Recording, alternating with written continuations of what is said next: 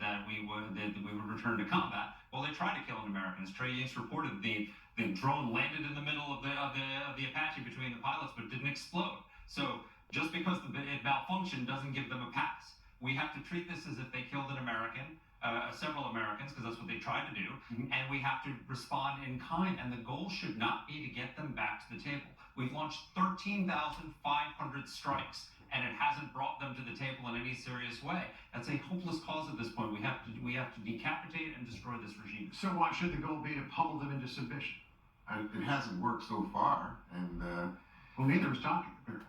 Well, the thing is, you played that series of promises where the president says constantly, we're on the precipice of making a deal, and obviously nothing, including the fact that we had pummeled them previously, and I think several months ago we said we had just decimated their nuclear capability. So none of that has led to the deal, and with today's reports about inflation spiking, it just looks like, what is the president doing? He shouldn't sacrifice his credibility. We should trust in his word.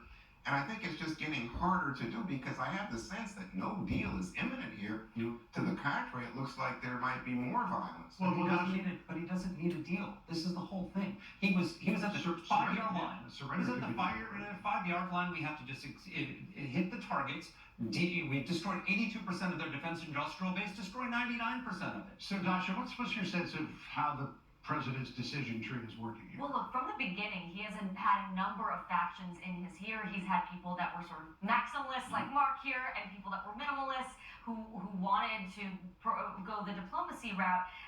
And now we're in this purgatory where we're kind of doing both. We're in a ceasefire, but we're firing at each other.